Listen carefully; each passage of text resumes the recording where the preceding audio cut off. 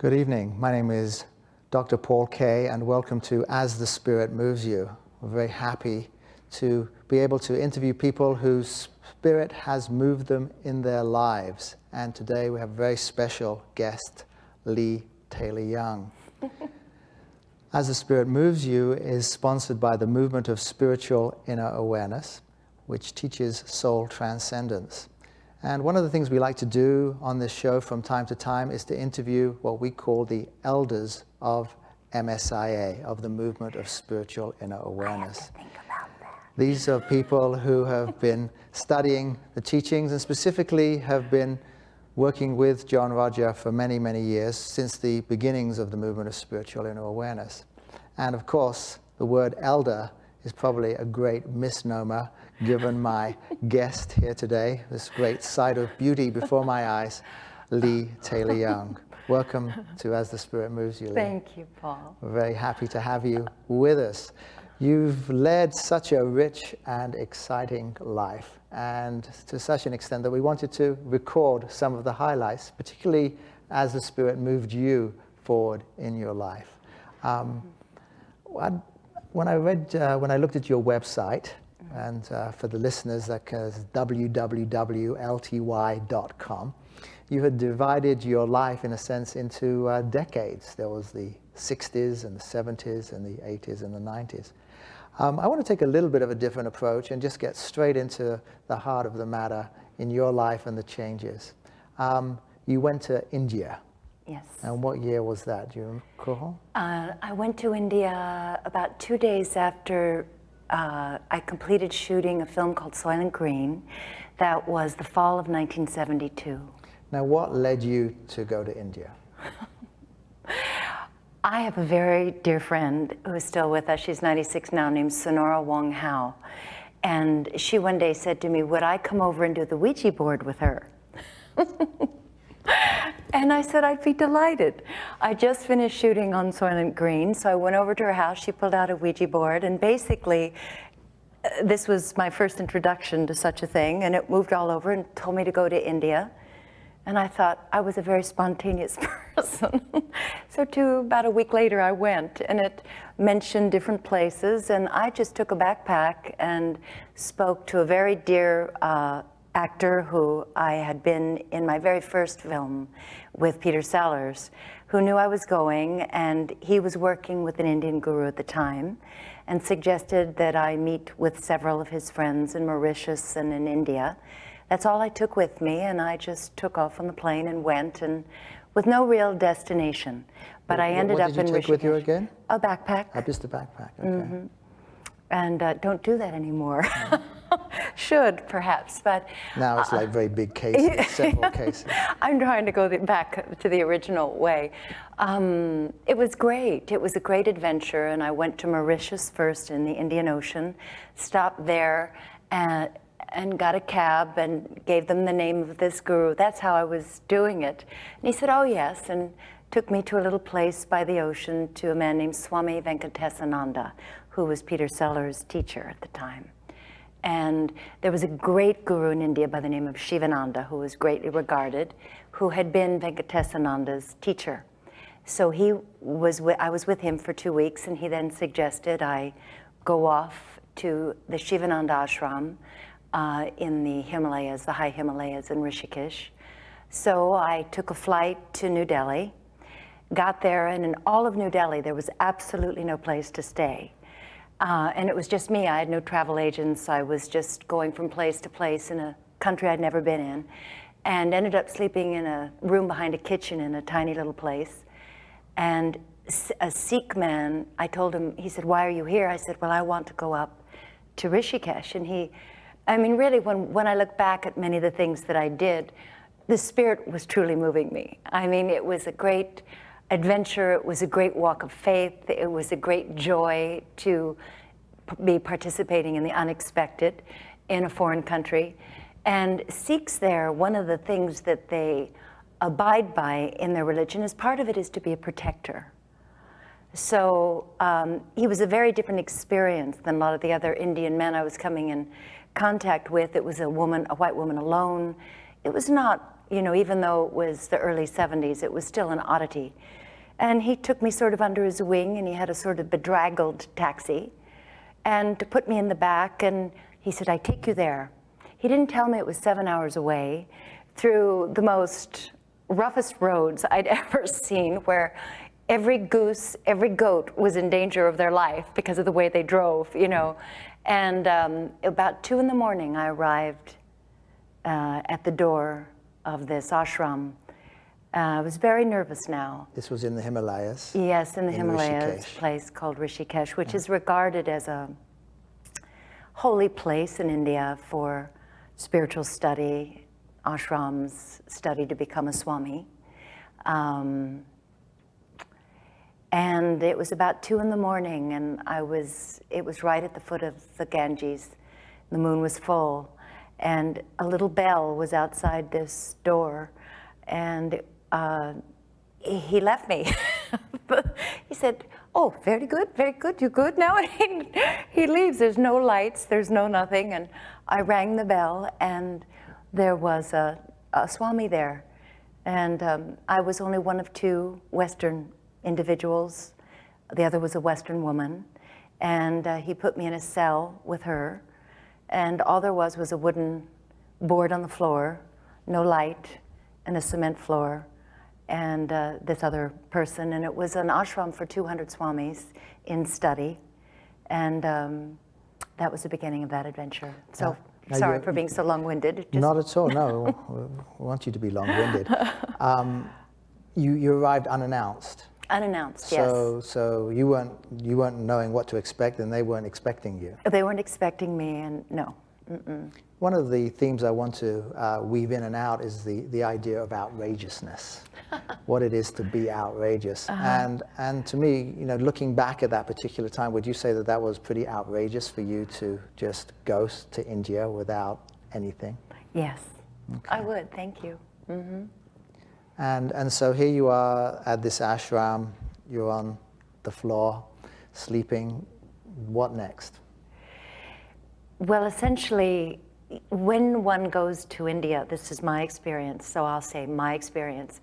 You know, I was somewhat prepared because, in a sense, I could say that India was the second culture that I grew up with, because I spent an enormous amount of time being partially raised by my grandfather, who ended up becoming one of the heads of the Ford Foundation in India. And he was an extraordinary mentor in my life. And I could wax on and eloquent about him. He was a farmer originally from Iowa, founded the field of rural sociology.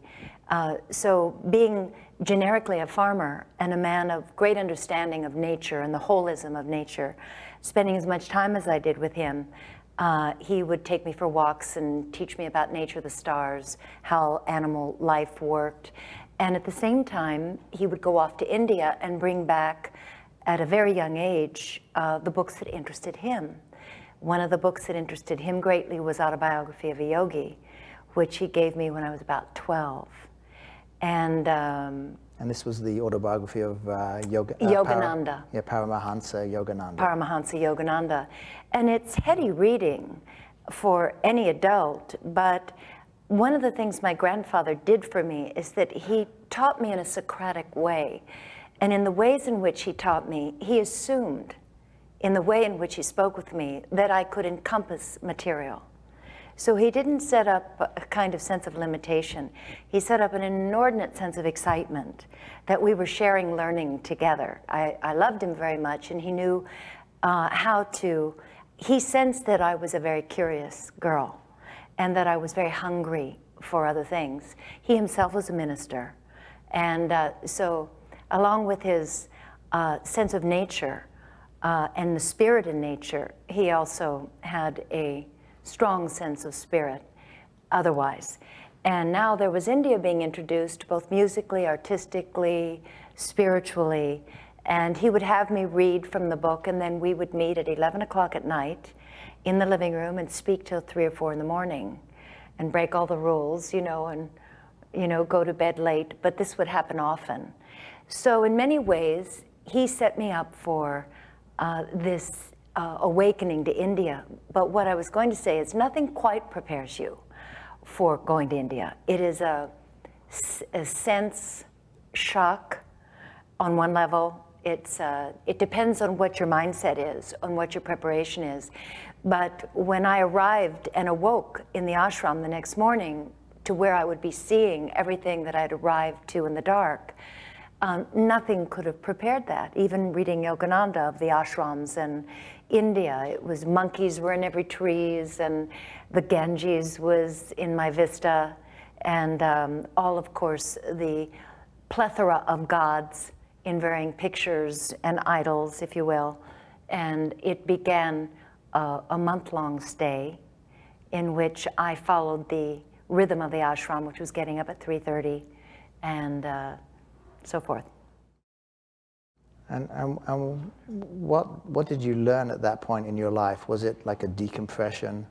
At this point, you had just, as you said, just finished Soil and Green. Mm-hmm. Were you searching at that point? I mean, to go to a Ouija board, for example, there was something which I haven't been back to since. I just want to make that clear. Which you were looking for something, clearly. Mm-hmm. What stage of your life were you that brought you to the point that you would just leave with a backpack?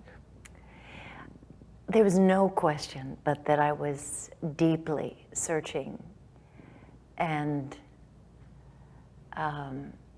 yearning. I would say that it's that sense of when you're falling in love and it becomes consuming. It was as if I was looking at everything in life through this filter of this seeking and questing, which was unequivocally for spirit and for myself, my truest self in relationship to something bigger. There was no question that implanted in me young was a view that things were big. It was beyond global. My grandfather, being a very global and humanitarian individual who actually worked with Roosevelt post-World War II and knew Gandhi, these were his interests. He had implanted in me a very large sense of life, and I didn't have a sense of rules in a way. Well, this is, my mother did a good job of that later, but essentially he gave me this vast sense of things. So at this point in my life, going to India, and what I discovered at the ashram, I was so thrilled that God was out of the closet. Here was a place where everything was about God. So there was immediately this sense of expansion and freedom, that what my dearest desire was to know God was the theme of existence in this place.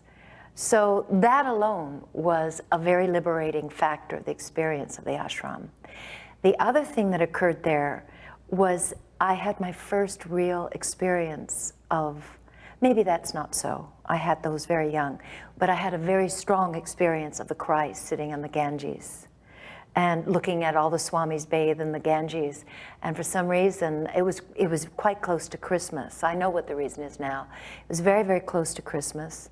And although the sun was bright and there was no snow, that energy was very, very present. And I would go to what they would call kirtan, very early in the morning, 4:30, where you would go in and chant. And there were all these pictures of the gurus, Sivananda, who had passed away, Chidananda, who ran the ashram, Venkatesananda, Satchidananda, who was as well his disciple. And one morning I went in and there was a Indian man who was a sadhu, which means just a wanderer for God. And in India, you have many different looking people who are swamis, could be very light-skinned, bald, in their saffron robes, or they could be very black and dark with almost dreadlocks. And there was a man who took care of the altar. And he looked like a savage kind of individual. He wore almost no clothes except a little tiny dhoti, which is just for his private parts, and he would come in and he would light the incense and the candles with great reverence, and I often would be the only one in. And on Christmas Day, I went in, I was meditating, and I opened my eyes, and he'd placed a picture of Jesus in front of me. And there was this givingness in that action of saying, this is my Christmas gift to you. I don't think he spoke any English. And later that day, to honor the day, all the gurus came in, and I loved being anonymous. It was not my dearest dream to be noticed at all. It's still a struggle. But then it was just, let me be as hidden as possible. And Chidananda called me forward and asked that I read to them from the Bible. Most of them didn't speak English. And he spoke English. I think he was the only one, except for one other Swami. And I read of the birth of Jesus, and as I was reading, I felt this just sweetness of energy come in. And when I looked up, they were all sitting there in meditation. And again, it was this feeling of mutual regard and respect that was unexpected in my eyes, because I had such reverence for them. And the other experience that was memorable, I've already shared with you. Shall I share it again? Please. I so yearned. It was as if I wanted to just be out of my body and just be with God. You know, it was like I was struggling against a sense, so meditation was the way, but I hadn't been taught by anybody meditation. I had been initiated in Maharishi's path, and so I used that mantra that was given at that time. This is transcendental meditation. Transcendental meditation, okay. But that had been in 1968. But I hadn't used it much, and I felt I was in this new atmosphere. So I just had this yearning to be, you know, in this oneness. And I woke up one night at 2 in the morning, the moon was full, and the monkeys were quiet, walking in the stillness in the Himalayas, through the ashram, to the tomb of Sivananda. I don't know how long he had been dead, but he was the Sadguru of this, the great guru of this ashram, and greatly reverenced. And it was completely dark. There were no lights. And I remember just sort of throwing myself on his tomb with my arms open and just praying through his grace being opened to the experience more deeply of spirit. And it was such a deep and profound silence, except for the light of the moon. And I heard a rustle, and I turned around, and just literally emerging out of the darkness was this same very dark, dreadlocks, naked man. And he came towards me, and his hands were like this. And I was just like caught in this stillness and shock and a little bit of trepidation. And he came towards me, and he had a look of such sweetness. And he opened his hands before me, and he had a fruit to offer me. And he was the one who also guarded the tomb of Sivananda and would sleep there all night. And he just stood there and looked at me, and I remember seeing his eyes and just this deep communion. And I realized afterwards that this was that moment, you know, that moment of communion in that love of God, and this was his offering in a sweet recognition. And I think that, again, as I'm recalling these thoughts, that the preciousness of the experience was that there was such a love of God there, that anybody who loved God, however odd as I was to him, he certainly was to me, but what we were connected in was the heart and that love.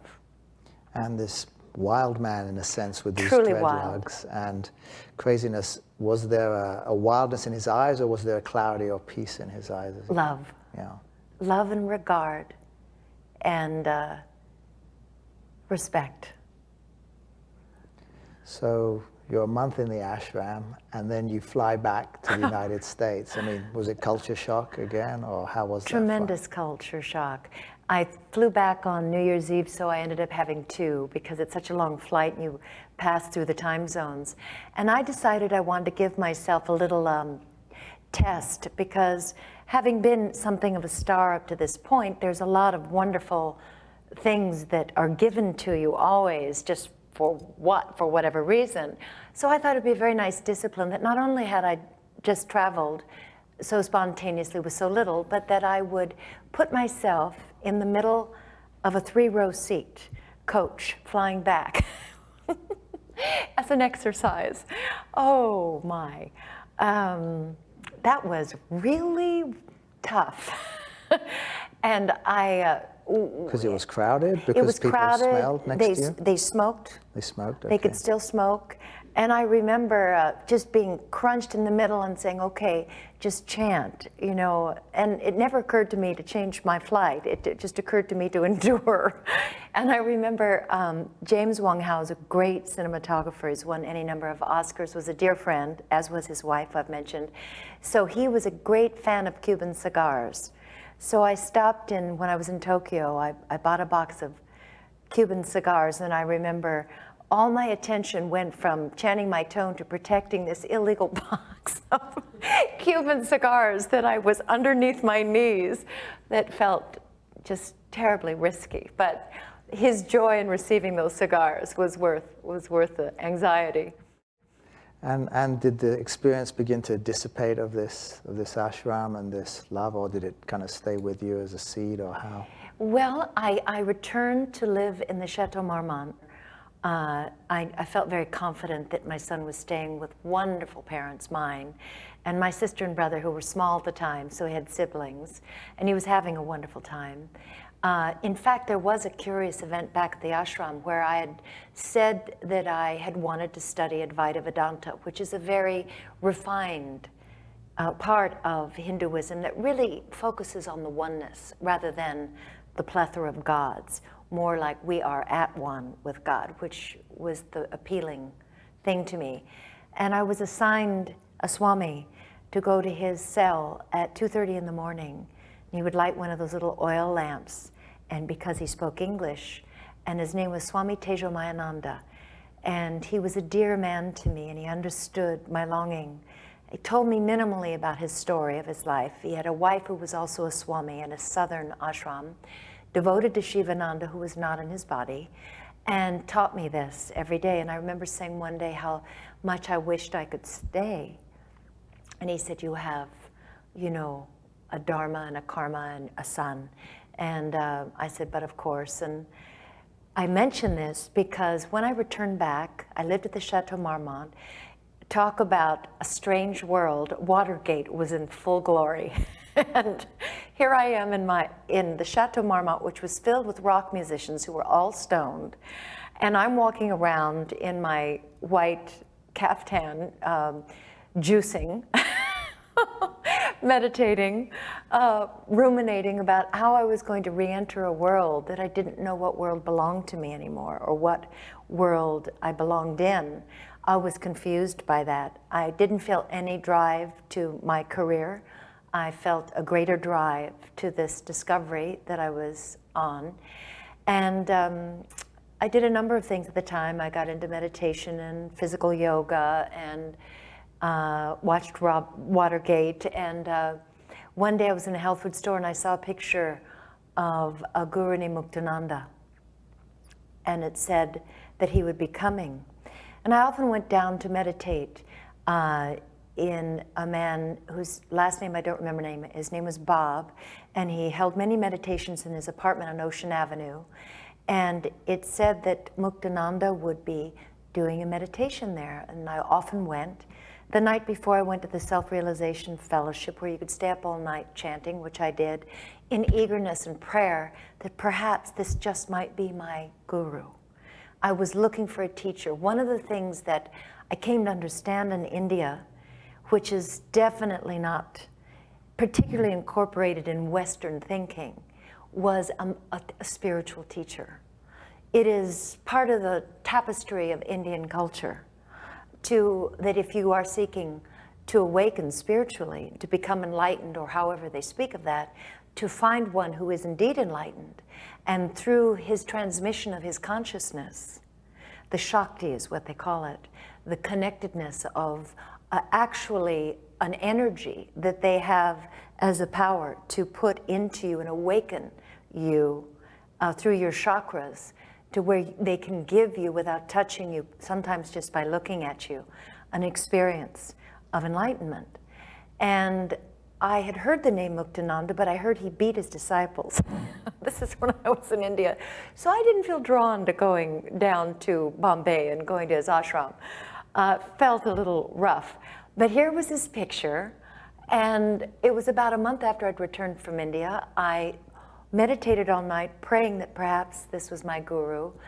And again, there's all these mixed realities. You're in Southern California, you're in Santa Monica, it's a picture of a guru, it's Watergate, it's going to, you know, this man's apartment to, you know. And you're a Hollywood movie star. And you're a Hollywood movie star. And I arrived 2 hours early, sat in the hallway, about 6 in the morning. It was going to open at 8. The door opened at 8. I'm sitting all by myself. Nobody else was there. And who opens the door in Santa Monica 2 months after I've returned from India but Swami Tejomayananda? He looked at me, I looked at him, and he started just, you know, like wildly talking in Hindi. And he grabs me, and he thought I could understand him, even though he'd forgotten his English for the moment. And he wrenches me in, and Muktananda has just sat in his chair, and no one else is there yet, and he throws me at Baba's feet, chattering away, clearly telling about this connection. Baba Muktananda. Yes. He speaks no English, and the translator is there, which was also, Tejomayananda was supposed to be the translator, but he totally lost it. He was only speaking Hindi. And just for the listeners, Tejomayananda, if I can say it properly, was the gentleman that you met in the ashram in India. In India 2 months earlier, who at 2:30 in the morning was teaching me Vedanta. Right. Yeah. And turned out that shortly after I left, he decided that he wanted a guru in a physical body, which is always desirable. Because then you're really dealing with the impact of their consciousness. And he had met Muktananda, and that was it for him. And it was a very big risk for him, because they have their structures. And he left and followed Muktananda to Santa Monica. And there I am, you know, outside the door. I looked up, and I looked at Baba, and he looked at me, and he didn't touch me. And he says, he spoke very abruptly often, and he said to Tejomayan, tell her she's to come to the retreat starting tomorrow morning. And people started to come in, and I was going, yes, not knowing what I was saying yes to. And people started coming in, and one of the things I'd had difficulty with in India was bowing before idols, before, you know, I didn't, you know, I really tried to do it in respect to them, and I did do it, but it was said, well, if I only never go all the way down, it's okay. I'm not doing, you know, and so, but I felt like this love of Baba, like it was a wave, you know, and I did spend 2 weeks with him in retreat thereafter. So you had no problem bowing to him or touching his feet or whatever those It just felt like love. Yeah. It was love, and love led the way. And 2 weeks on retreat, was that life-changing or another life-changing It moment? was significantly life-changing. They do something called darshan, where you're in a line coming before the guru, and I came before him first day on the retreat and bowed down hesitantly before him and sat up, and he gave me what we now know to be the twaji, which is the look of God, as Baba would do it. And I fell over like a log. And they dragged me to the side, and I was gone for about 4 hours, traveling the inner realms of light, or as far as I could go at that time. It was doing me, and I woke up, it was dark, and I don't think it was awakening, I was sitting up, I was just in bliss. And that started the next chapter, which was another 2 years with Baba, until I met John Roger. Now, when Baba looked at you and you fell over like a log, was it like fainting, or was it passing out, or was it a different kind of experience? I guess the closest thing it wouldn't be like passing out, because you're conscious, but you're traveling inwardly, and you're overwhelmed with a blissfulness. It's like a warm totality of wholeness, and at the same, that's a sensation in the body, but you know, I was so ready for this anyway, because I was so ready to close my eyes and wanting to go. And he just gave me, I would say, just a massive kick. And again, it was my experience of what I'd been exposed to, but it was my first experience with a living, powerful, what they call a Siddha guru. Siddhas are powers, spiritual powers, and he was abundant with them.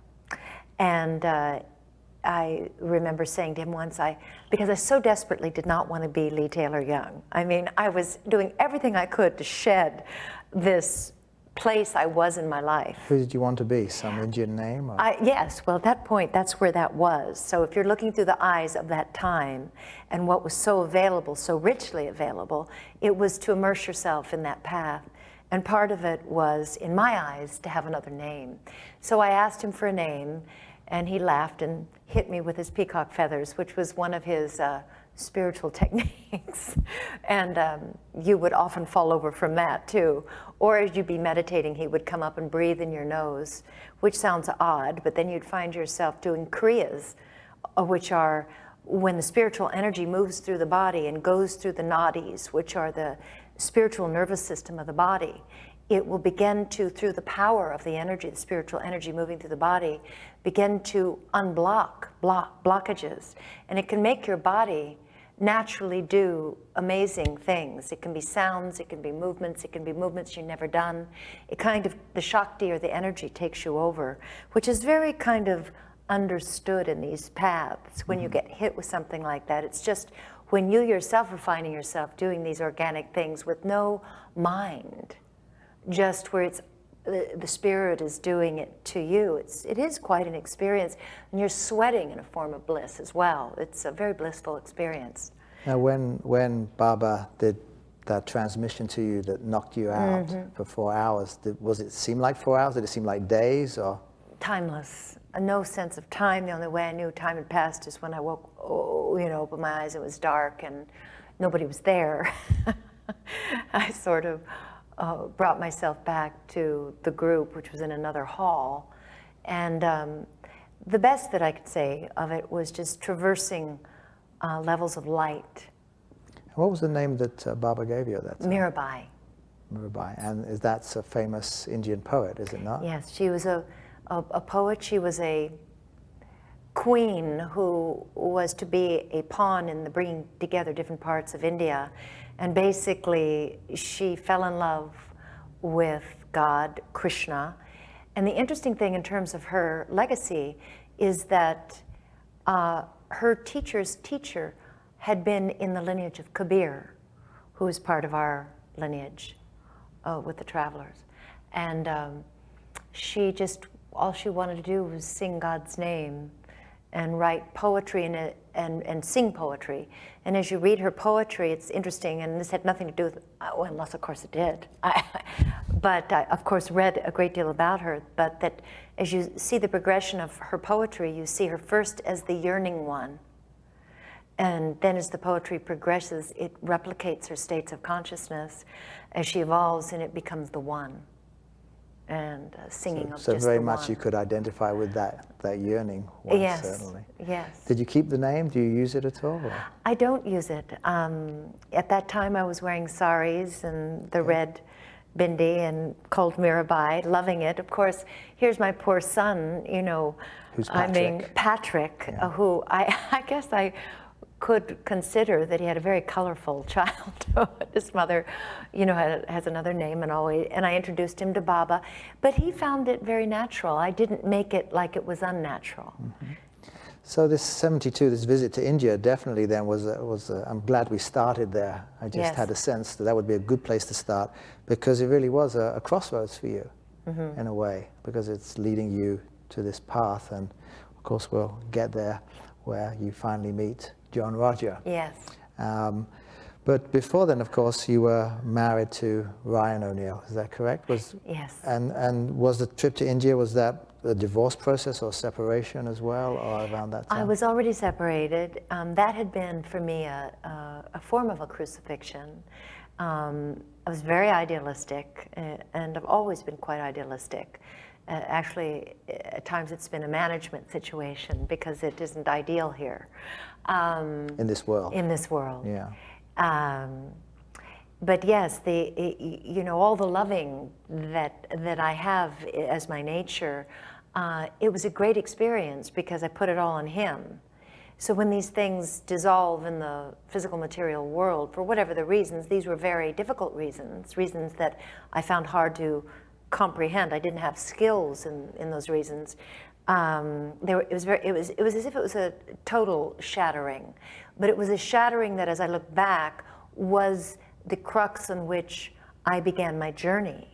Exactly. I think it was very powerful. That was the point, again, of that yearning and that searching at that time. Now, interestingly enough, in terms of the spiritual experience, you did have spiritual experience which were induced, referring to drugs. Yes, I'm referring, but not just the regular taking of drugs, which is one thing to go to a party, but actually you were part of a scientific experimentation. Was this on my website? You're good. So, yes, I did. Fill in the details for us, please. That was actually, that was a bridge from Muktananda to John Roger. Okay, so we're still on the timeline then. It's not that Muktananda ever spoke encouragingly of drugs. I never heard such a thing mentioned.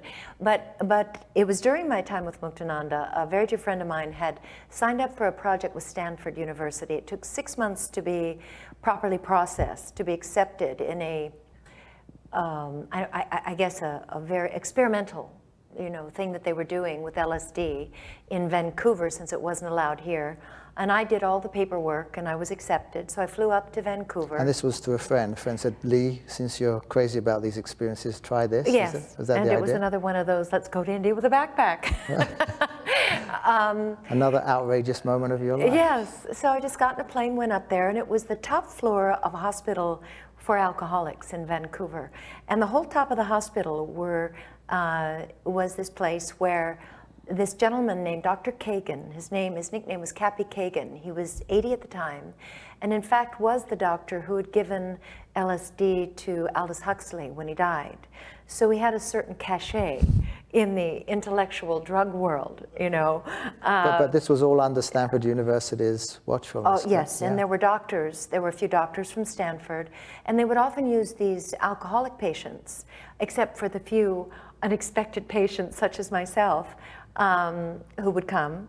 And they would take all kinds of tests on you for the first 2 days. And then the third day, I had the floor to myself.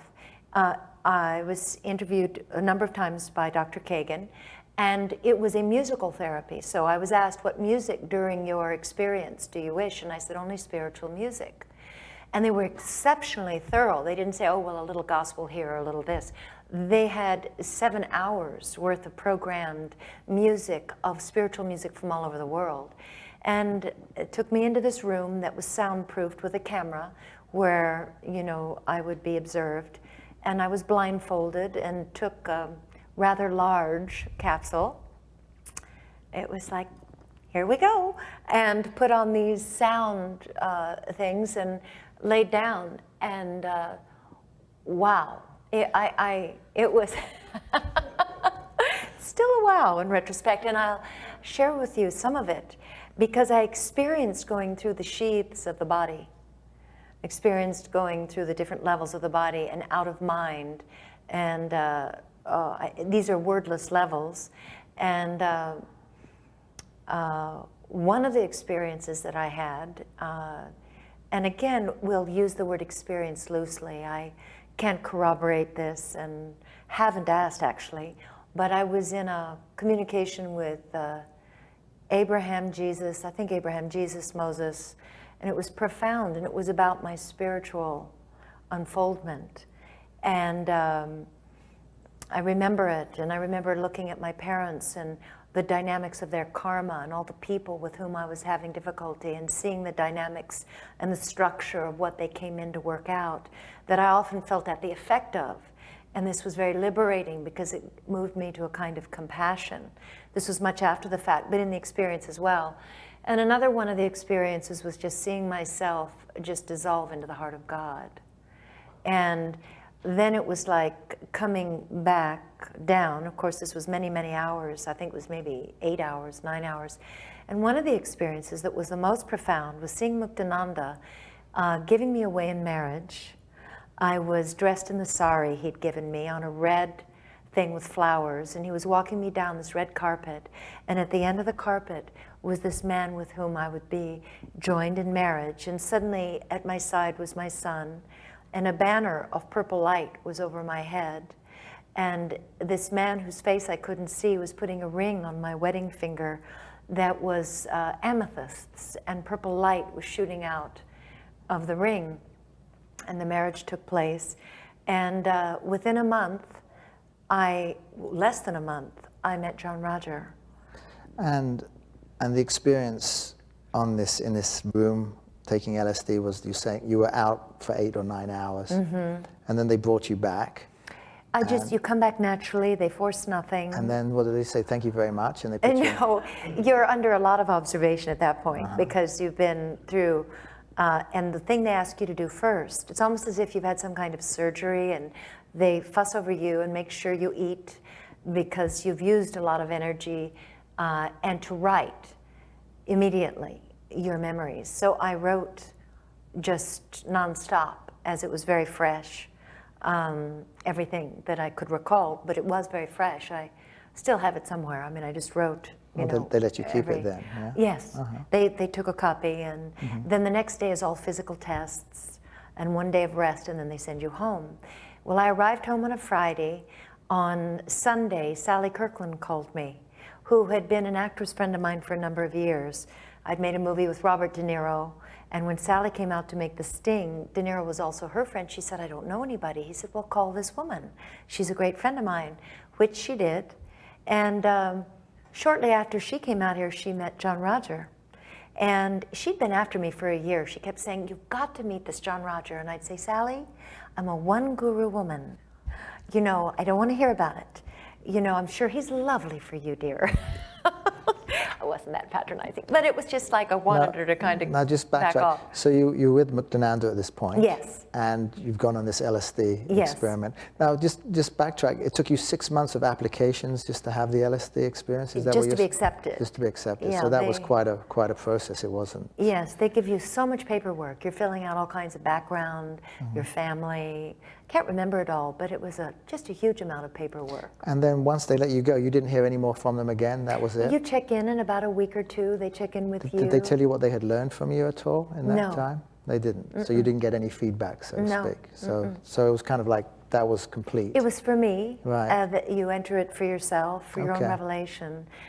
They read all my papers that I wrote, but there was no real contact much after that I recall at all. I was just curious. I just wanted to bring that phase to completion. So then, then into Sally, and then. So Sally arrives at my home, and I'm recovering. I was like exhausted.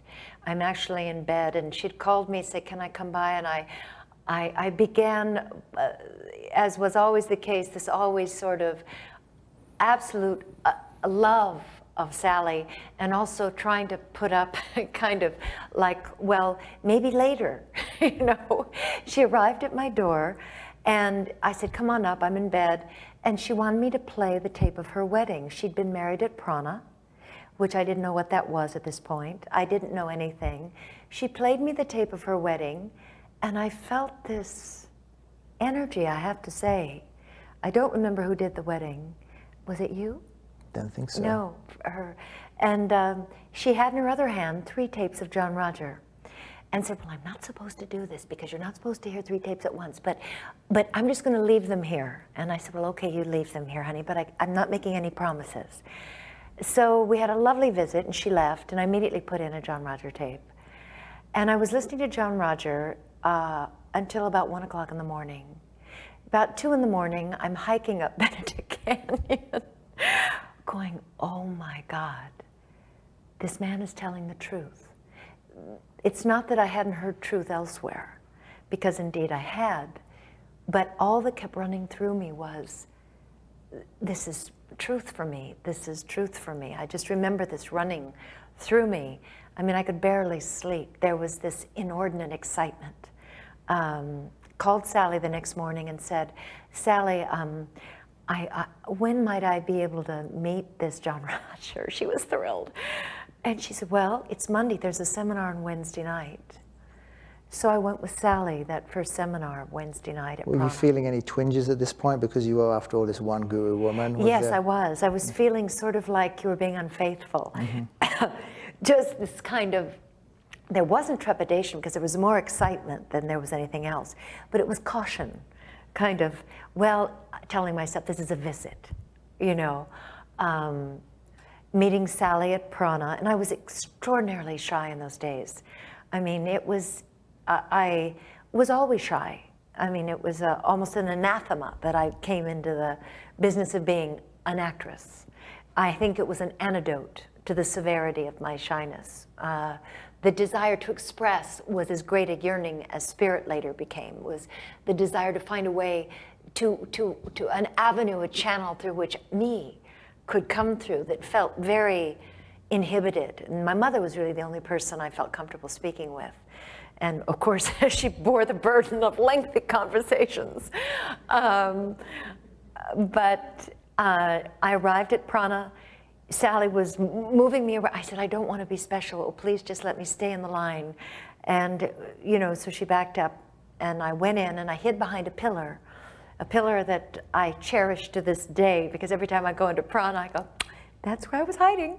And I hid as far behind that as I could because I saw where things were. I saw where the big chair was. And I thought, well, I could peek around this pillar and that will be good enough. And Sally kept trying to bring me up front. I said, no, I'm fine here.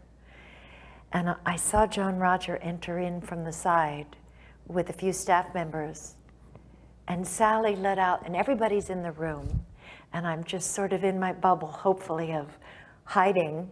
And she just lets out this loud, JR, there's that actress, Leigh Taylor-Young, I was telling you about. She's behind the pillar. And I remember going, oh God, could I disappear? Could I die? Anything, just, you know, it was, and he veered, you know, towards me through the room.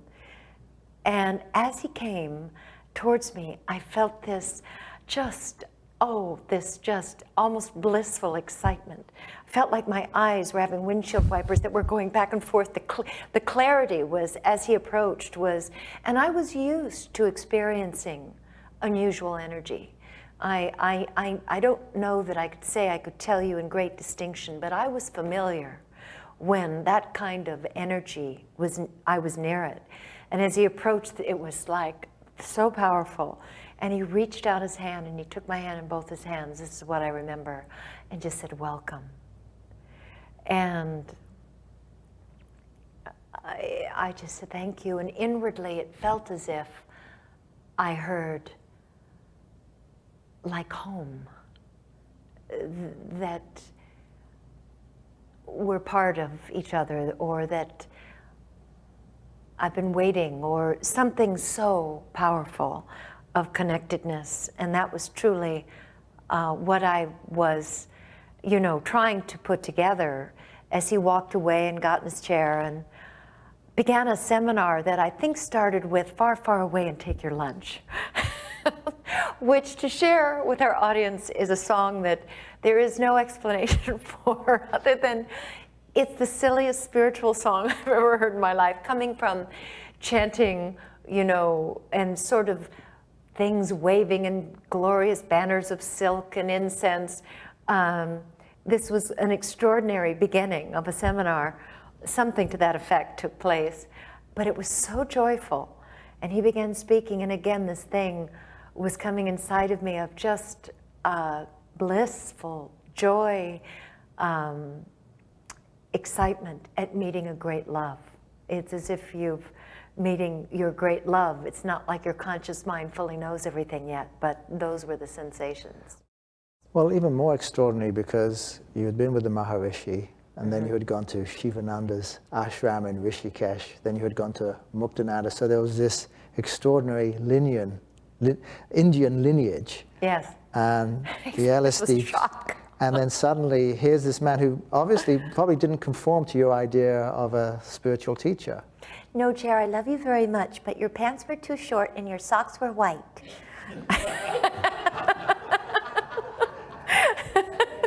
and yet. So yes, it was a bit of a shift. Yeah. and yet it didn't get in the way. Oh, golly, no, the energy, I mean, you know, there was a visual thing that I was going, but it was so minor compared to this overwhelming love. And again, truly like everything you've known of, I've often experienced that a way that my love of spirit has taken place is like everything falling in love is, and then the being in love, and then the staying in love, and then in the love, and these are incremental reference points. And having been through certainly an assortment of them, this was like just falling in the whole thing. And I had lots of moments of great confusion because I still had a great devotion to Muktananda. But the way that got handled, and by the way, anecdotally, the woman that I often used to room with on retreats with Muktananda was a woman named Malti, who today is Gurumayi. And she inherited the mantle from Muktananda, very, very exquisitely beautiful Indian girl. And I gave a reception for Baba in my home, which is a great honor. I'd already requested it before this evening occurred with John Roger, but let me continue with that. That night I had an exquisite dream, and a moment occurred between JR and myself that just was a symbology of such spiritual promise. These things are hard, as we know, to discuss outwardly because they take place so profoundly inwardly, but it's a profound knowing. It's just knowing. Now this dream was the evening of that seminar. Okay. And I woke the next day and I went right to Prana back. Now, I just want to, for the listeners, Prana is the headquarters of the movement of spiritual inner awareness, and was a living situation at the time. It was called the Ashram, and now it's Peace Theological Seminary and College of Philosophy. Yes. But at that time it was Prana Theological Seminary, and Prana stood for the Purple Rose Ashram of the New Age. Yes. And I remember those days. Oh, they were such beautiful days, and looking at you, it's just like, you know, to share one of the greatest things in my life is my friendships, and the friendships, I mean, here I am in the business of entertainment, but my most profound friendships are my spiritual beloveds, my spiritual family with whom I've been for so many years. That was 1973, I believe, and I think fall of 73.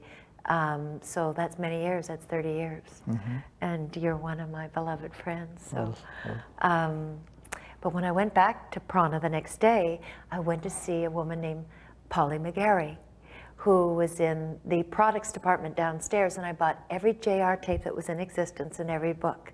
And she helped me load my car with boxes, which was sort of typical. I sort of do it's like 100%. And I went home, and I think I got a little indigestion. I mean, I was up all night the next day and at JR seminar the next night, and was asking by Friday, the shyest girl in the world, if I could be a seminar leader, not even knowing what it was, and heard a yes on Friday. And by Sunday, I was hiding behind the stairs of my house as 4 people who'd come to seminar were coaxing me out from behind the stairs. Would I please lead the seminar? And again, the seminar being a playing of a John Roger tape. Yes, a playing of a John Roger tape, which I began before I had made my definitive motion from a shift from Muktananda to John Roger. So now let's go back to this dream. So this dream obviously is there anything you can share about that dream at all? Yes, the dream was John Roger was standing at the top of stairs, and they were stairs of great light, and he was handing me a white rose. And I think in the dream I said, "Are we engaged now?" Because that was, can we get married? That was the feeling that was the journey I was on, and there was just a kind of very loving "we'll see." I don't know that those were the words spoken, but that was the sense of it. And So I was very much on this, right? And the description of home, and you know, I'm a very loyal person, so in my mind I was having difficulty with my, there was no greater relationship in my life, short of my son, than to my love with Muktananda. And I had now been allowed to have a reception in my home. I could invite anybody I wished. So I called everybody I knew, and it was very eclectic. I just had everybody, and I called John Roger, and he called back, said he would love to come. And I remember stuttering, going, well, JR, could you help me, because there's the chair for Muktananda. Do you want a chair as high as Muktananda's? Is that the way this should go? He was so kind, because I was so stuttering. What is the spiritual etiquette? I had never been in this situation So you're before. having a party, essentially, and inviting Yes. both Muktananda and John Roger. And John Roger and many other people. Amazing. John Roger said, I'm an invited guest like everyone else. I'd like to be on the floor. And in the Hindu tradition, when you come before the Guru, the men are on one side and the women are on the other side. So I invited, let's see, how many ex-husbands did I have at this point? I had one. Okay. Yes. And this was Ryan O'Neill. Ryan O'Neill. So I invited Ryan O'Neill and his whole family, actresses that I knew. I remember Olivia Hussey, who was my dear sister with Muktananda. I brought her to Muktananda, and he initiated us both at the same time. Although the ironic thing is when everybody came before Muktananda to receive Om Namah Shivaya, he gave me a different tone. I thought it was because I must be retarded. That was always my first, something's wrong and I have to have remedial help. And it turned out later that it was one of the tones that I received from John Roger. So it was like Muktananda already knew. And when I had that experience with the LSD, he was the one giving me away. Well, now we were here at a very simulated experience. There were white carpets with flowers everywhere. At this reception, I was in the sari Baba had given me. Baba is in the chair. John Roger is at his feet heading the men's side. I'm at his feet heading the women's side. And Olivia and all my women friends and Ryan and all these actors and whoever else I could bring in to this experience. And where was this located, by the way? In my home. This was in your home? In my home. And it was at that moment and at that time that Baba, and I will be speaking out of perhaps the understanding of the context of the audience, but I'll go for it first and then we can cover that ground. But it was at that time that Baba transferred me to John Roger and transferred my karma over to John Roger, or at least the beginnings of that was in place. And shortly thereafter, some days later, and it was exquisite experience, John Roger came forward in the greatest honoring and kindness and graciousness to Muktananda, and, you know, gave his regards, as did I and as did all. And a week later, I went on a retreat with Muktananda, and I felt him beginning to energetically push me out. Well, let's just stop there for a moment, because I just want to pause for kind of station identification here. Yes. Believe it or not, we've been going 1 hour. Oh my goodness. And this is As the Spirit Moves You. I'm Dr. Paul Kaye, and I'm interviewing Leigh Taylor-Young, and we've just completed the first part of that interview. We're going to go for a second hour here, so please stay with us and we'll continue on. Hopefully, if you, like myself, this hour has just flown by. I mean, it seems like 10 minutes to me, and I'm totally engrossed and engaged in what you're saying, so I'm thrilled to have you with us. So welcome again to As the Spirit Moves You. I'm Dr. Paul Kaye, and As the Spirit Moves You is sponsored by the Movement of Spiritual Inner Awareness, which teaches soul transcendence, to know yourself as a soul, and more than that, as one with God. So we're thrilled today to have a very, very special guest with us, Leigh Taylor-Young.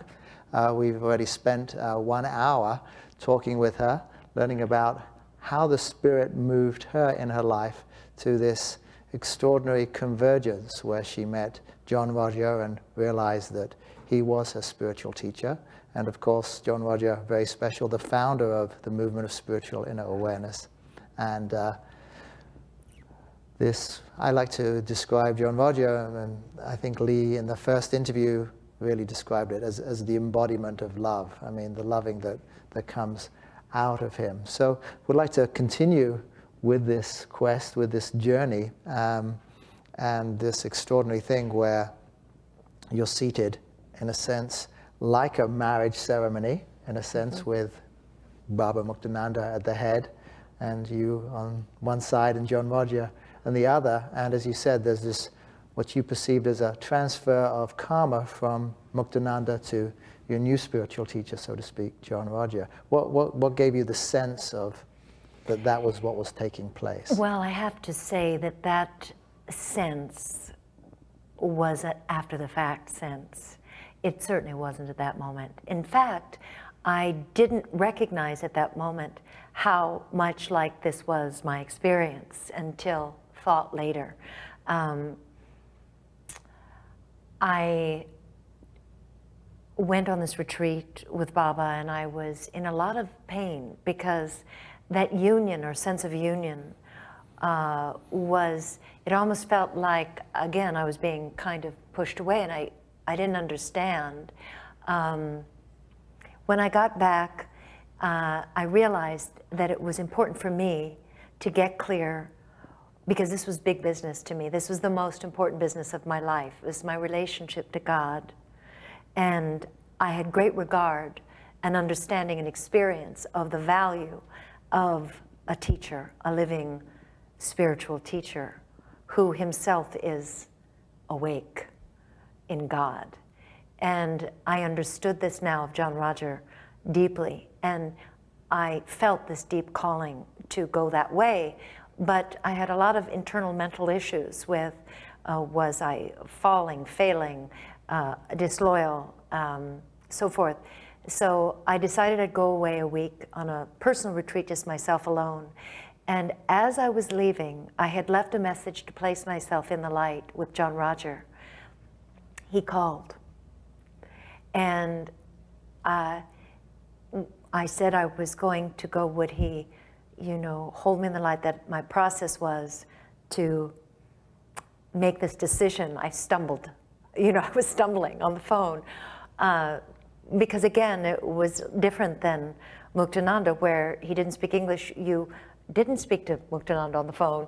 And today, it's not always that easy with John Roger because his work is so vast.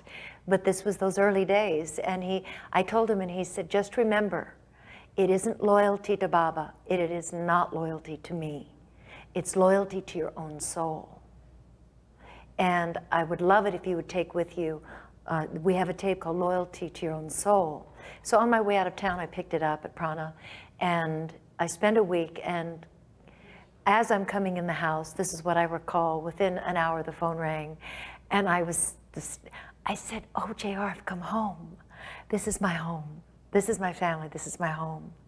And, but it had been a very deep process. I had to go to the very core of what my heart and soul were speaking to me of, and at the same time including and acknowledging the deep and abiding love I had for Baba. And it was at that time I began to see how this was that Baba Muktananda was like a father in spirit, and who was ushering me forward into this greater movement. It wasn't a lesser or greater, but it was the movement forward and on. And it was clean and clear at that point, and that began my journey with John Roger.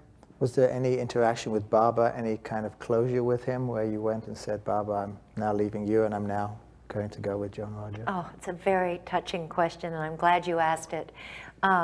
Within some months, Baba became ill, and he began to have these diabetic, almost like rivers of a kind of, they're like mini strokes.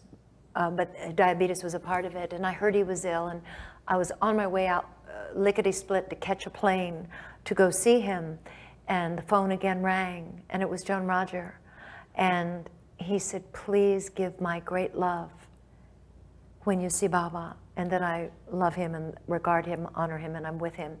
And I got to San Francisco, where Baba was in a hospital, and of course there was a long line of people waiting to go one at a time, being ushered into Baba's hospital room by his very dear valet, if you will, a disciple. And when it was my moment, I just lost all decorum, and I ran and threw myself on Baba's chest, who was lying bare from the waist up with just a sheet over him. And he was beating me on my back, and I'm crying, and as my heart was placed over his heart, and I saw this huge beam of purple light just come through me, right through me and into Baba. And I started sweating, and of course Baba was doing his thing too. And just this love, just like dissolving in love on Baba, and he just kept holding me close and holding me close and holding me close. And finally, you know, they say, acha, you know, I got up, and that was the last time I saw Baba. And when I walked into my home, the phone rang, and I got to tell JR, and he said, good, nothing but good. And so I knew that his love had, because as we know, the purple light, that seeing of the purple light is the presence of the traveler, the mystical traveler, which is the consciousness that John Roger holds. And then Baba died shortly after that, or? I think he was alive another number of months, okay. And then he passed. And then he passed it on to one of two people, I believe, yes. his mantle, and the one that retained it was your friend, so to speak. Yes. Multi, did you call Multi. it? Multi. And she became Gurumayi. Mm-hmm. And have you had any contact with her since, or no, did you have but any urge to? I do.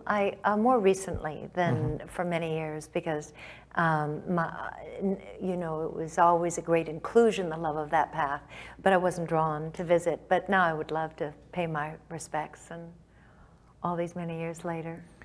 And so clearly you've retained that love in your heart for well, what a journey. What a she journey. Has. Yeah. And so now there's closure with Baba Muktananda, and John Rogers, your spiritual teacher. Mm. And this is about now 1975, 1976 or so. Yes, I became initiated, I believe it was 76, 75, 76. And you're on your way. Yes, a wild ride. Right, it's probably about 30 years or so now, celebrating that. You've obviously learned an enormous part of this actual, what we've been talking about this whole time has really been this period from 1972 to essentially 1975. And like you say, what a journey. What have you learned now, let's say, from that 1975-76 period right the way through this last 30 years or so? What has defined that for you? Well, I was thinking this morning, what if I were to seek to find a definition for me, I would say it would be love. And so my seeking and questing has been, in a sense, to find the mirror to my own nature in a world that doesn't, except through romance, doesn't necessarily do a big job of promoting love. And John Roger has is the most, I mean, again, this is when I feel like it's almost a wordless level, has been the greatest demonstration of living love I've ever known in my life. And I remember the first thing he said to me was something to the effect, perhaps there were other things he first said to me, but this is what I recall, is I'll always tell you the truth. And if it works for you, use it, and use it for your upliftment.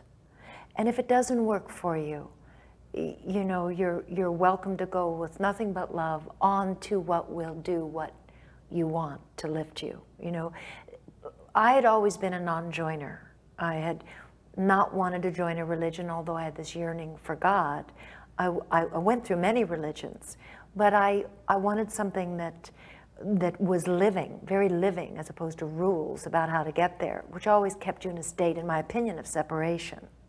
like it's almost there. Your nose is always up against the window pane. When I read the Sermon on the Mount the first time, I said, I want to be that. I want a path that allows me to become that and be that. So when I met John Roger, I took his advice and felt that the door was open, which gave me a great sense always, and it has remained so to this day, a sense of freedom to expand and use this path and the teachings and the practices and all the abundance that he offers us to learn to become more of who we truly are, which is divine. To me, I find fairly unique about John Roger, my years with him. He has the ability to say, let's say 3 or 4 words or a sentence, or at the most 2 sentences, which can stay with one a whole lifetime. A whole lifetime. Or just like 2 years, you're just kind of unraveling the depth of what he had to say. Do you have any of those kind of anecdotal experiences where he said like 2 or 3 words that kind of changed your world around and set you in another direction? Oh, well, one of them that comes to my mind is the first time he said to me, be outrageous. And at the time, my view of myself was a very mousy sort of view. Introverted, let's put it this way, outrageous was not in my view of me. And he was just quite matter of fact about being outrageous and becoming outrageous. So that has been a lifelong, that was about 25 years ago. And I have often dealt with great despair that I am failing the outrageous, you know, which is not where you want to go with a hint from John Roger. You want to see it as an upliftment. And he's reminded me of it many times, but there have been, so many. I mean, so many, and many of them are seeing his face and his eyes. I find John Roger's eyes something that is with me always, that if I close my eyes, I can see his eyes, and it's like the eyes of God, the eyes of of love, eternity, through the energy that comes through him. He awakens me always to my greater being. Let's look at the outrageousness. Let's see if we can explore it with you. I'd like to kind of just focus two men in your life. Let's just see how instrumental they are. The first one I want to go back to is your grandfather, who you had mentioned. In a way, there you were, up till the early hours of the morning talking. I mean, a man who was exploring India at a time when perhaps India wasn't that common for people to go to, certainly. Would you describe him as outrageous in many ways, or was he quite formal? I mean, he wouldn't match my view of, perhaps I have a view of what outrageous is, and that may be limiting. Like I saw this movie last night, and at the end of it, I had a little tear, and I said, I want to be like her. It was The Diary of Bridget Jones. That's outrageous.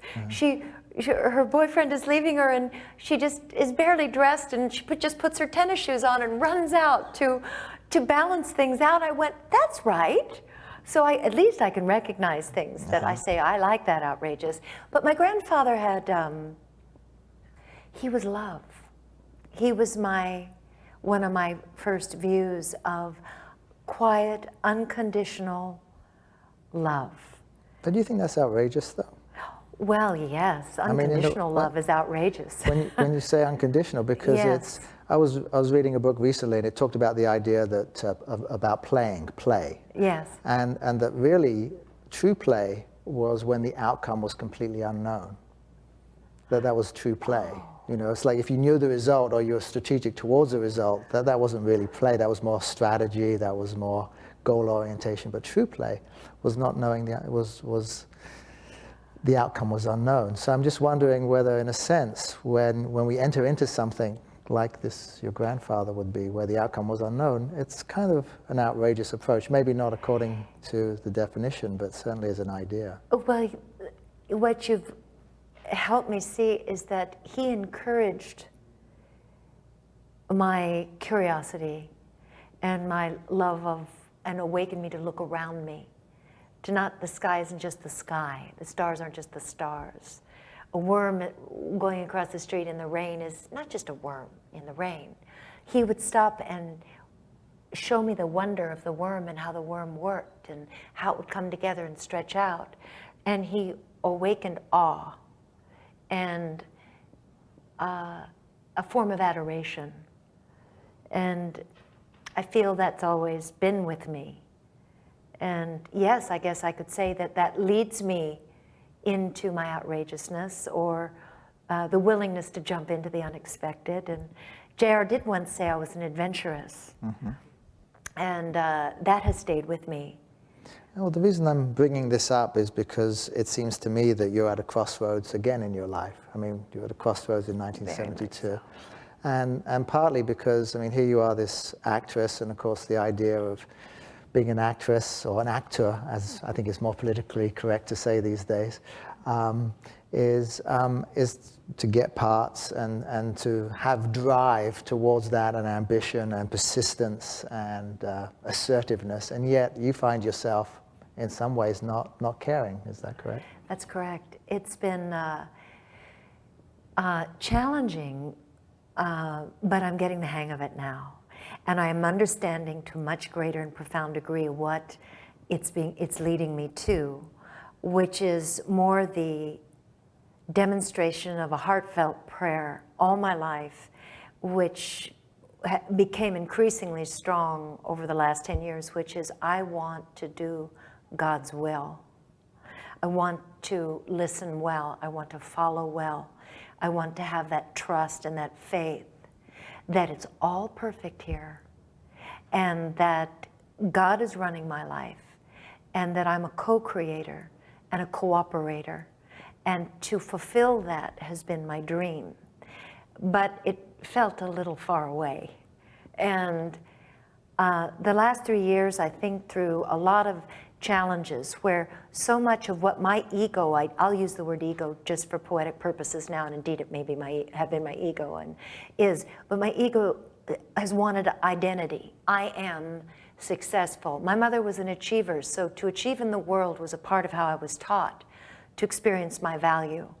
And my father was the same. They came out of World War II. They fought for great positions in life in the material sense. So that was their teaching. And it fed an ego to say, well, I want to be successful, and it became acting, and I want to be the greatest or whatever.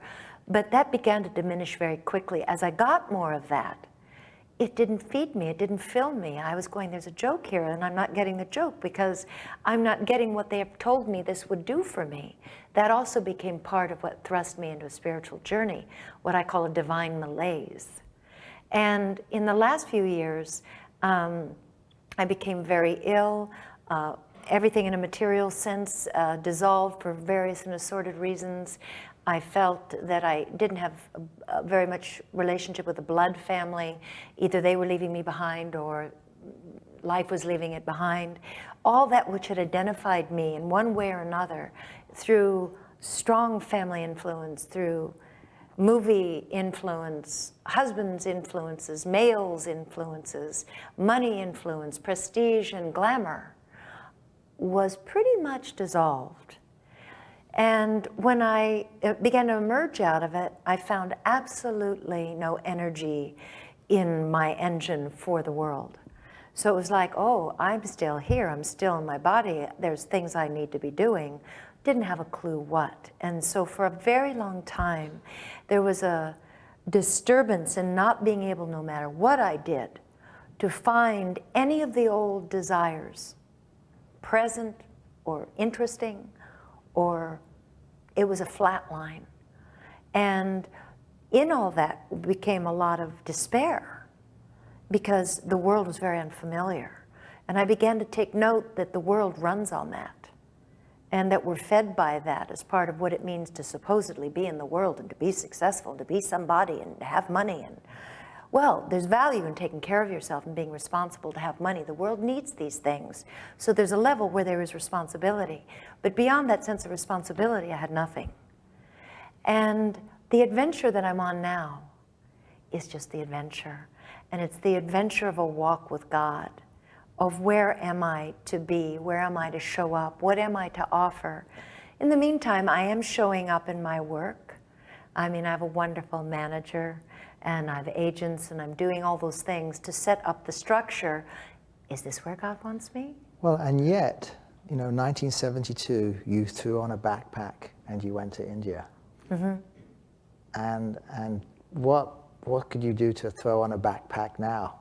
I mean, what would be the equivalent of doing that? Because it seemed to me like when the description of what you described to us, what you've told us, those great images of throwing yourself on Sivananda's altar. Yes. And the response was someone offering you something. As soon as you kind of threw yourself open, there was a Baba Muktananda offering you something. In a sense, even when you tried to hide, but you put yourself where it was necessary, there was a John Roger extending his hand and saying, welcome. So it seems that it's been a very welcoming life in many respects. Certainly. Well, I would like to comment on, I could never count for the times. I couldn't account for it. It's impossible that John Roger has extended his hand in these years. I've been through many life adventures. I've been through many highs and lows in career and personal life, in wellness or not. And he has been there steadily to steady me as I walk the walk. Mm-hmm. And with the greatest level of abundant loving, beyond measure. I mean, to say that he's the love of my life is as close as I can get. And he reflects to me clearly, as tardy as I might like to think of myself, to own this for myself, he must be reflecting to me the love that I am.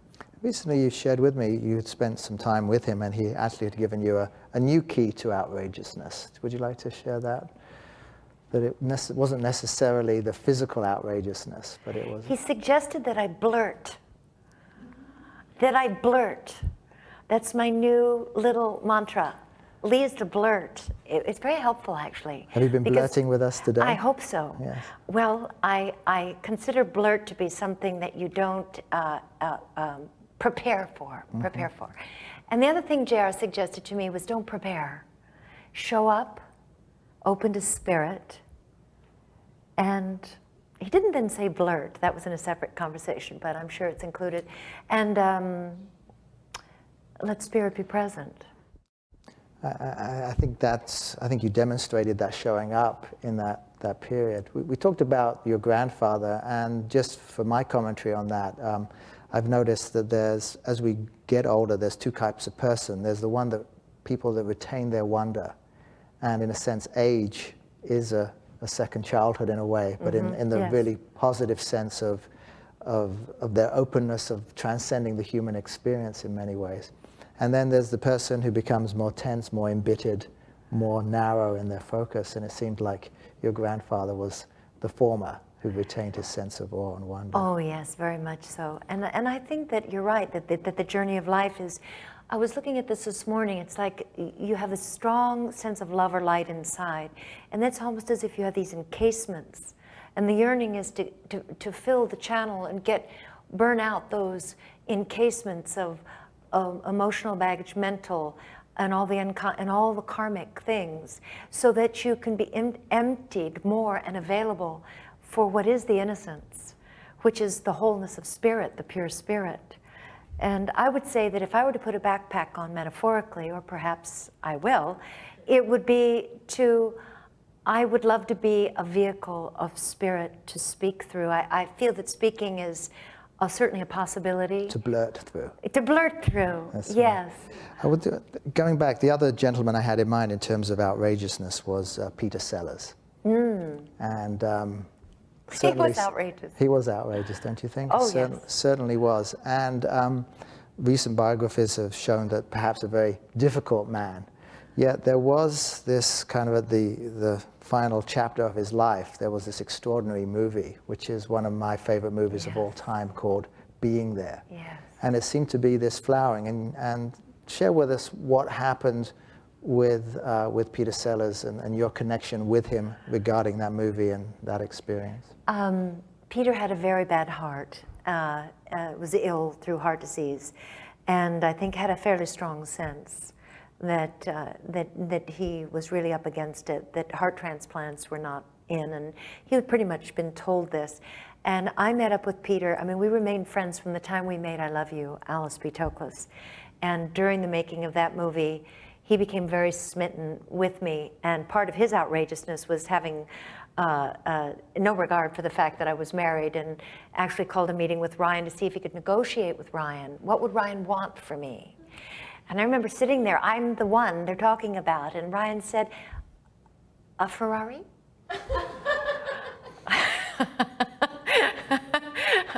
I was a little dismayed, but anyway, those are more the other kind of stories. But so he was out. So you were watching Ryan and Peter have a wonderful for time. you. Yes, they had a joint and began to negotiate for me. Okay. And I think that the only fact that was in my stead in remaining with Ryan is that we had a baby. I really felt that way as this was going on. And I loved Peter dearly, but he really was outrageous. You know, he did many wild and wonderful things. He introduced me, in fact, to Ravi Shankar, who later became a very important person in my life as well. And so Peter and I remained, and he sent me to India and so forth. We remained dear compatriots.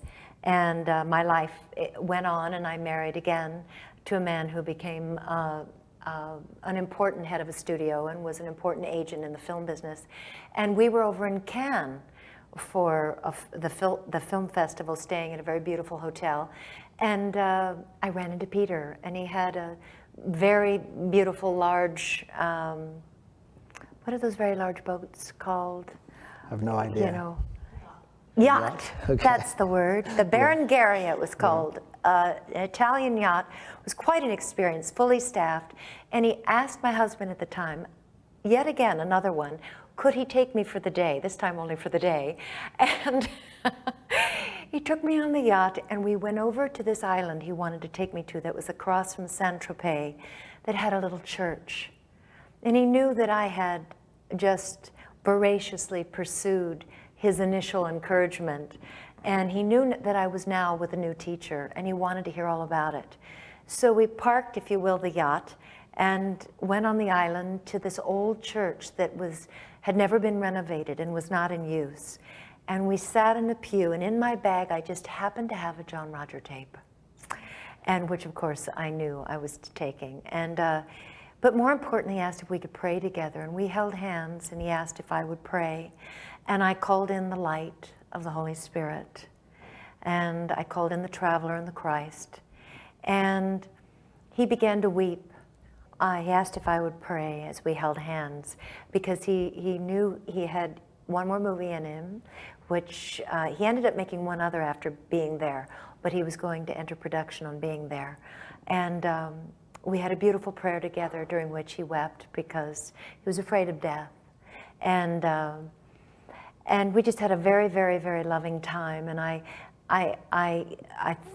gave him a number of John Roger tapes, which he later communicated with me how meaningful they had been.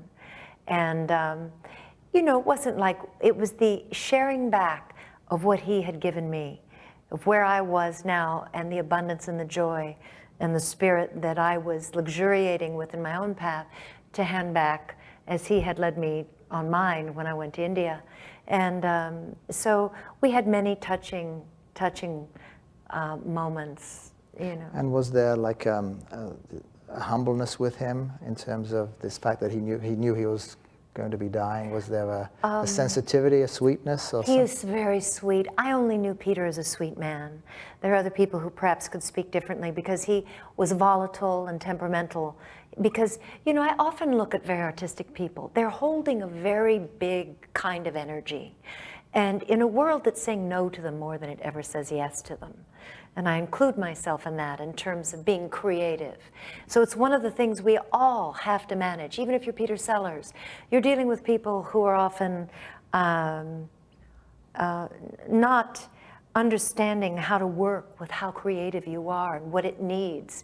And of course, there's a fine line between excessive narcissism and ego, which Peter had his share of, where he could be very demanding. But Peter just wanted love like everybody else.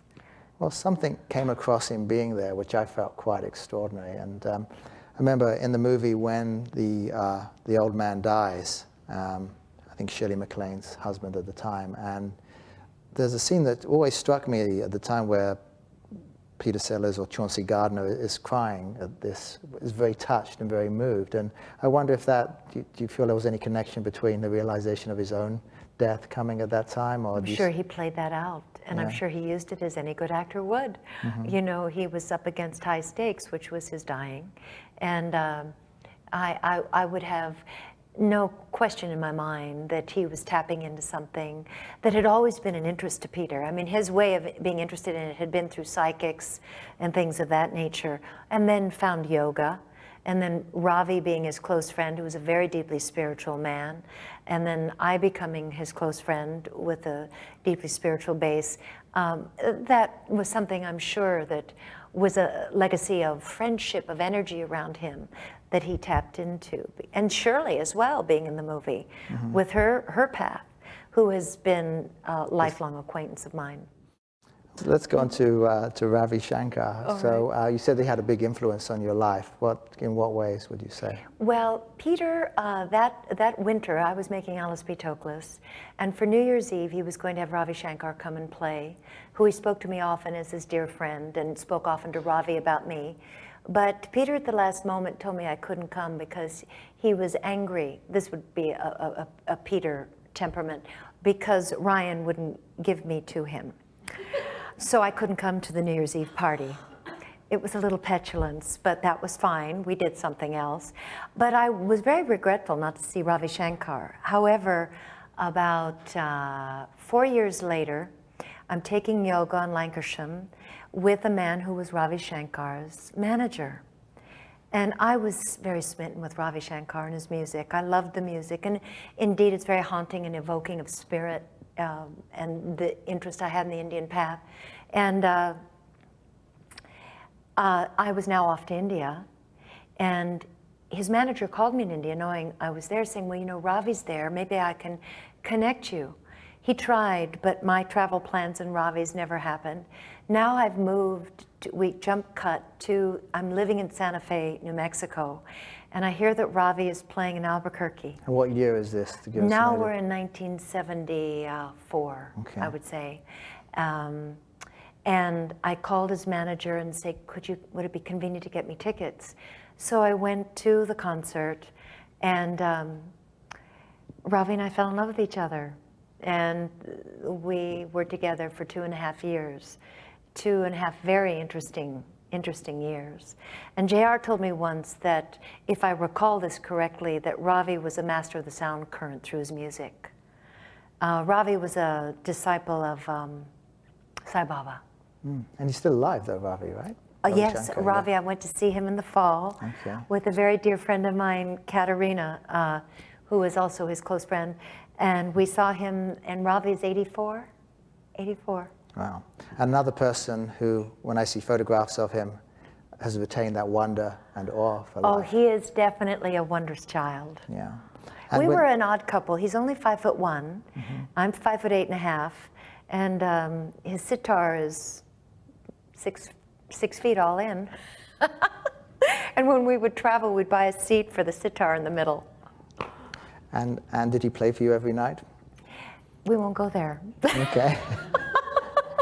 I was hoping that you would blurt. Well, the blurt is his whole history was tantric until he found. So that was my introduction to tantric yoga. Okay, but did he ever play for you though? Oh yes. Yes. Yes. Not. I mean, he he was so busy playing out there that no. Oh. Not in the privacy of What a that shame. room. Yes.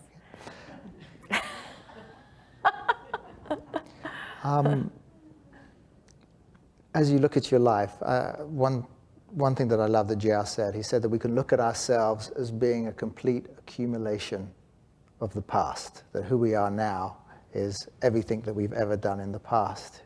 Or we can look at ourselves as where we are now is perfectly positioned for our future to come towards us. As you look at yourself now as perfectly positioned with all of these life experiences, what fantasy do you have as you look out there? Well, my fantasy would be, of course, to continue the love of my own spiritual growth. And I have that availability. through the classes and the study and everything. I would love to find a way to share the love of me with the world, and find a way to do that. I find that I remember Baba, when I used to sort of moan about being an actress, he would just say, put your love of God into your acting. And I often remember that when I feel like moaning yet again, when I get a role that doesn't match my idealism, because I would love to do grand things, but to bring that loving presence. So I whether it be through the acting as it continues, through speaking, a form, I may not be answering you with definition. It's because I don't know. I think I'm more what you said, poised on a brink and available and open. And I'm grateful for this opportunity, because this was a stretch for me, and yet I wanted to open and share and just be and show up and see what would take place. So I want to work it that way rather than have vast forms. Which is what you did in '72 when you threw a backpack on your back. I mean, I think that was just an enormous risk. I don't think I would have been capable of taking that at that particular time. Anybody else in your life, as we come to a close, that that's been influential, that you feel like, that was very important to, pivotal in your life, that we haven't covered perhaps? Or have we hit the main highlights? Well, I think we've hit a lot, and I would have to say that one of the things that's been so influential in my life that I did not start life with. I had very few friends as a child, almost none. I was in a lot of isolation. It became familiar and comfortable. I didn't have my first real friend till I was in my early 20s. And so understanding the intimacy and the joys and the depths and the heights of friendship was something that I really wasn't so familiar with. And I would say that the friends that I have, that are many in this room, have been so unbelievably influential. Catherine and her love, and all through my illness, my friend Katerina kept me laughing. Even when I couldn't move, I went through a period where I couldn't move my arms, she'd come every week and take me to dinner and make me laugh. And my friends have taught me, and Jan supporting me into new endeavors when I've been utterly reluctant. She's fanning me underneath. Well, why don't you try this? And of course she proved impeccably to be correct. So the wealth of my friends, and in this church, the friendship spiritually, learning what intimacy was about, which was something I really didn't know a lot about, to trust that there was such a thing as true friendship, and that it's real and it's unconditional. And John Roger has been my greatest friend. And no matter how low I've gone, he's been there as if I were at my height. And so I'd been trained by the movie industry that it matched the way I was raised, that you're valuable if you're successful. Well, you don't get a lot of success in this business that's stable. So what's going to happen to you inside yourself in terms of your value if you're no longer successful? So I had to learn that who I am, just simply being, was what my friends have encouraged me to understand, and John Roger has always been consistent, just by demonstration, that I'm valuable just because I am. Well, I think all of us who are in touch with you and see your beauty, not only outwardly but inwardly, are touched by who you are, and I certainly have been. So thank you so much for being with us here today. Thank you for being here. This has been As the Spirit Moves You. I'm Dr. Paul Kaye, and we've been with Leigh Taylor-Young, and you can find out more about her at www.lty.com, and more about the movement of spiritual inner awareness at www.msia.org.